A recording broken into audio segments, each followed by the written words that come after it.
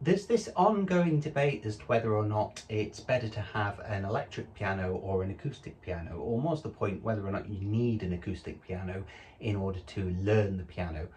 And basically, people will tell you, purists will absolutely tell you that you do, but I am a little bit more, call it a little bit more 21st century in my approach, for the simple reason that pianos, real acoustic pianos, are expensive, they're big, they're loud, so ultimately they're not practical for today's modern way of living. You know, a lot of people nowadays live in flats and apartment blocks, so you know, it's not practical to get one in, let alone practical to play one with all those neighbours. And I think it's very important really to be open-minded about what we have available, and to also embrace this technology. I would argue that if you're serious about it, you need to be getting something that's going to be that is going to have some sort of longevity to it, you know, something that is an investment for you. But it doesn't necessarily have to be something like this. It doesn't necessarily have to be the real deal, as it were.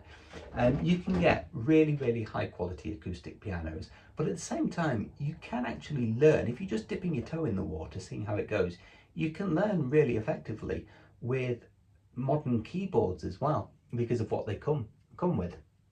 So there's just a few things really that you need to look out for. If you're looking for an electric piano, you really need to just think of a few things. You need to have touch sensitivity. Now that's standard anyway. I mean, I don't think any keyboard or electric piano comes without that now, and that's basically the responsiveness of the key to volume. So if you press it lightly, it's quiet, and if you press it louder, if you press it harder, it's louder. You also need to consider the length of the keyboard. Now 5 octaves is like your minimum, and that's the thing you should aim for, or you should only really aim for if you're dipping your toe in the water. 5 octaves is this length here, this length here, and that is a good chunk of the keyboard there. But it's plenty if you're just sort of starting out and just seeing how you go. But if you think you're going to be seriously wanting to extend further, then you want the full 88 key piano keyboard. And you want weighted keys. Whatever you do, you want weighted keys. So basically you want something that feels like it's got that hammer action going on the other side. You don't want one of these keyboards that there's just an automatic clunky spring back, like a lot of them do. A lot of cheaper keyboards have that, because that's not really transferable to a piano.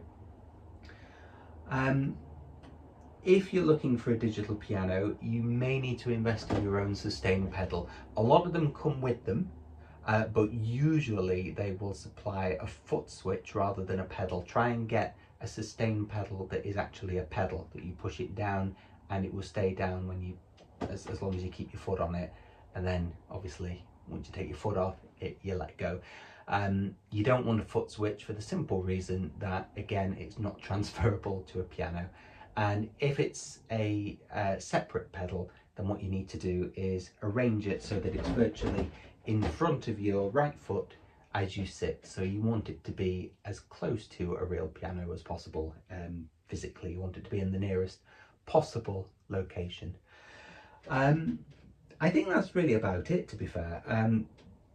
The most important thing though is that you practice, and I would argue that even if you are dipping your toe in the water, at the very least you have some sort of access to a real piano, even if that's just your weekly piano lesson. You go around to your teacher's house and practice on their or play on their piano, learn on their piano, because that will really keep you fresh and keep your mind sort of in that mindset.